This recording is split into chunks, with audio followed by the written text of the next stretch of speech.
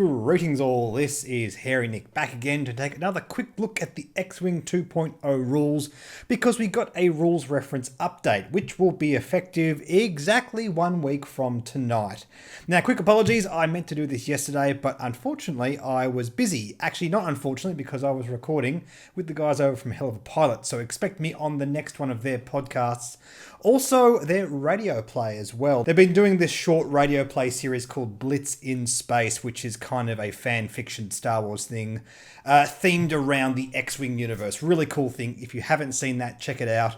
I will post the link down for that in the description. For the time being, let's talk about these new rules. Now, not a whole heap to talk about from this document. I've already gone ahead and just cut out the various parts. We'll quickly jump through all the things that are not very surprising. First of all, a clarification on range bonuses. There is absolutely no way you can apply range bonuses with missiles and that kind of thing. The previous wording on range bonuses was you chose not to or you did not. It's just made it very clear there's absolutely no situation where you would be able to. And the reason for that seems to be due to the Grand Inquisitor, because the Grand Inquisitor has the option to apply range bonuses when he wouldn't usually do that. And that's actually clarified further down the document. We'll talk about that in a second. We also had a couple of clarifications on docks. By the way, all the new stuff here is highlighted in magenta. A ship deploys during the system phase does not activate during the activation phase, and a ship that docks during the system phase does not resolve its assigned dial or activate during the activation phase. And this just clarifies, look, your ship isn't going to activate, so any card that cares about that will not trigger. Nothing surprising, but yeah, just good to have that clarified. Also, when changing a dice through weird modifications like Emperor Palpatine, you can't change it to something that's not on the dice, like an evade on a red dice or something like that. I don't know why you would, but just in case there was any confusion over that, no, you can't do that, just like in first edition. Now, what I definitely want to talk about here is a couple of rules clarification, which specifically fix a couple of issues. I'm very glad to see FFG did this because there was a bit of concern around the card Composure. And the reason there was a bit of concern around the card Composure is because it lets you get a focus token or take a focus action when you fail an action. And there are certain ways to abuse that, or at least there was certain ways to abuse that. Now, in the last video where I talked about the rules, I used the example talking about Corran Horn intentionally failing target locks at range 1. And there was a bit of controversy over that. A lot of you argued that you could not intentionally fail target locks. Look, my stance with that original rules document was it was a little bit ambiguous. There was a little bit of sort of ambiguous wording with the way that was done. But after lots of conversations and sort of reading through it, yes, we came to the conclusion that you probably couldn't intentionally fail target locks. And all they've done here is just make it in black and white, or magenta anyway. When acquiring a lock, it fails only if there is no valid object to choose. There it is, absolutely 100% clear, which is good. The previous way it was worded, look, I think the reason it wasn't worded clearly in the first place is because I don't think FFG realized there was a good reason to try and intentionally fail a lock. It doesn't look like they really thought about the way Composure works in that sort of alternate kind of way you can use it. The issue is Composure is a card designed to help new players. If you fail actions, you get a focus token. And look, if you're a good, experienced player, you're not going to fail actions. You're going to learn how to not fail actions. But if you're a really good player and you find ways to abuse this, like you take focus and evades, or you essentially take 2 actions and you get focus, more dice modifications, and you get a little bit more consistency out of your ships. The other way Composure could have been abused is with red actions, with linked actions. And the problem with the original rules document, and I voiced my concern for this the second I read that sentence, if you fail a red action, you don't get a stress token. And they have just completely gone 180 on this. If you fail a red action, you now do gain a stress token. And I think this is a fantastic move. Look, guys, if it wasn't Composure, it was going to be something else. In any case, it kind of goes against the whole ethos of what they were trying to do with not being able to have free information, not being able to try actions that you knew you definitely couldn't take, like getting out the measuring stick and having a look on a target lock. It's something that we more experienced players do in first edition because we know it's free information, and why wouldn't you take free information? But it doesn't really represent what the ship should be able to do. You shouldn't be able to have a free check of the range. And as such, you can't do that in second edition.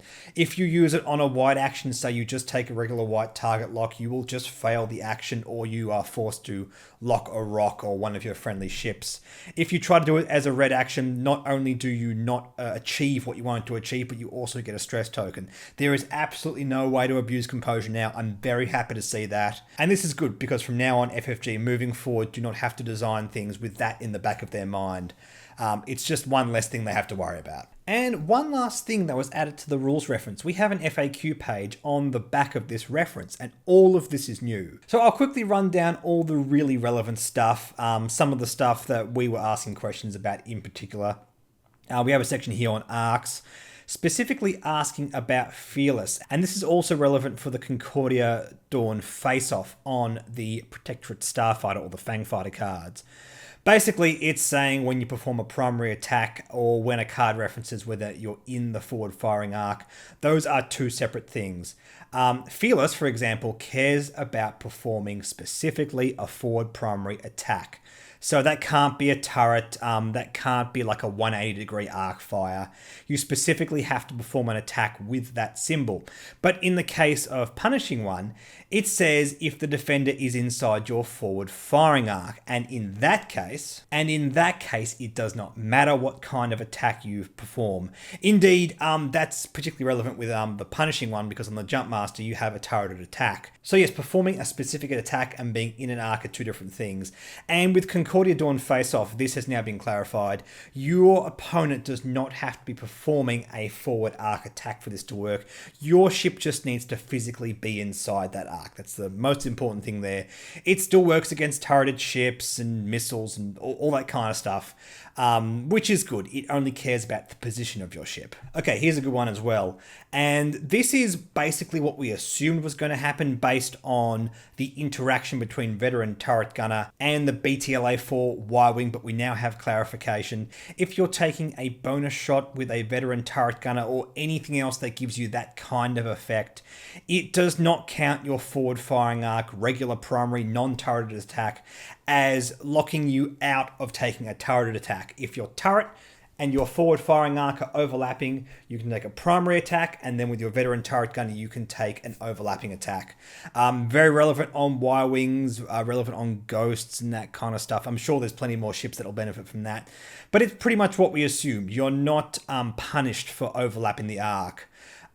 Indeed, if this was not the case, there pretty much would be no reason to ever overlap the arc unless you wanted to fire like an ion cannon turret forward. It would be messy, basically. I think this is a much cleaner way of doing it, and I'm very glad to see that. Okay, and a point about Boba Fett. Now, this set Reddit on fire a few weeks ago. Basically, somebody noticed that if you take a ship with the Boba Fett crew card and you deploy him on the middle of the map on a rock, which you can do with Boba Fett because he allows you to deploy anywhere on the map, range 0 of a rock, you prevent your opponent, who may also have Boba Fett, from deploying anywhere. Which is a big problem, especially considering FFG are planning a tournament where every scum player must use Boba Fett. And basically they said, look, in the case of you being completely locked out of placing your ship anywhere, you just revert back to being able to place within range 1 of your own board edge. It's like your Boba Fett just gets nullified and you get to deploy your ship as per usual. Cool. Good clarification. It was either going to be that or you can just ignore the other ship with Boba Fett and deploy near them. Look, I don't know whether I prefer this over that. This way, if you take Boba Fett, you might want to think about taking initiative bid just to make sure other Boba Fett players can't outbox you. Look, I don't think Boba Fett's going to be anything sort of top tier, but if he ever does become meta, that is something we're going to have to think about. We have a specific card question about Chikatro Vizago. When you exchange the illicit upgrade, can you exchange an illicit upgrade onto a ship that could otherwise not use it? And the example here is, can you put a rigged cargo chute onto a Z95? Rigged cargo chute can only go on medium and large base ships, but however, if you're exchanging with Chikatro Vizago, you ignore all those requirements, which is interesting. I never would have thought of putting that onto a Z95, but it's cool.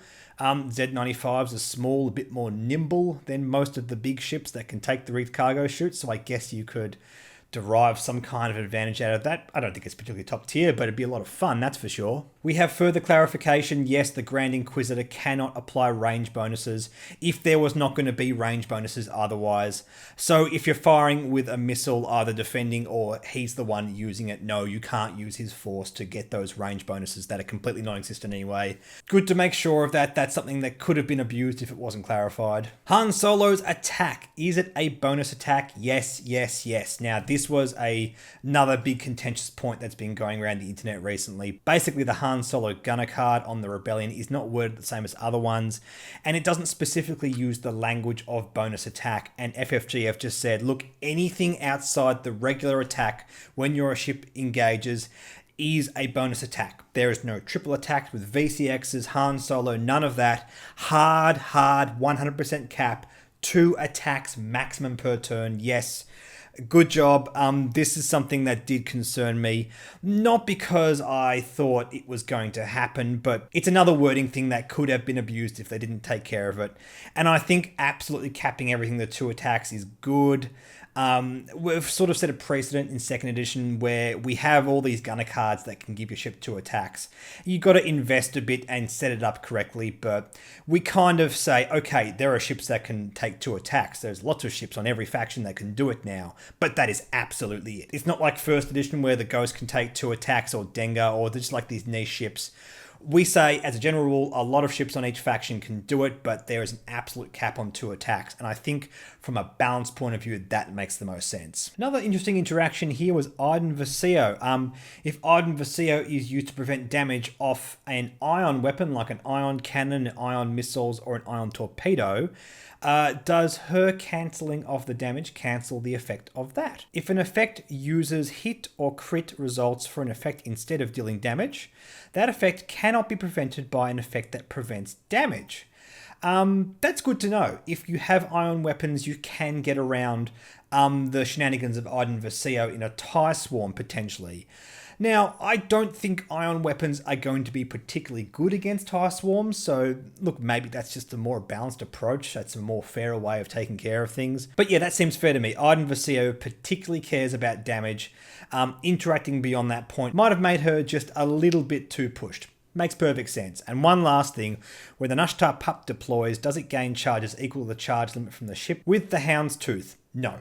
If you use those charges, you don't get them on the Nashtar Pup. So we're talking Moralo Ival. If Moralo Ival jumps into that Nashtar Pup, you don't get to recharge all of those charges and then fly the Nashtar Pup off the board and come back and all that kind of crazy stuff. Again, very niche stuff. It's good to have this stuff clarified. And I'm very happy to see FFG sort of jump on this as soon as possible. We didn't get the original rules reference until very recently. 2nd edition's only been out for a week. People have been asking these questions. A lot of what we're seeing here are questions that have been floating around Reddit and the FFG forum and all that kind of stuff. And I just get the impression more often than not these days, at the very least, FFG seem to be listening to our concerns and addressing them. And that's just really, really good to see. Anyway, guys, in the meantime, stay tuned. I'm going to do a video soon on the app because we have that released. It is perfectly usable now. I can start talking about that and showing that off.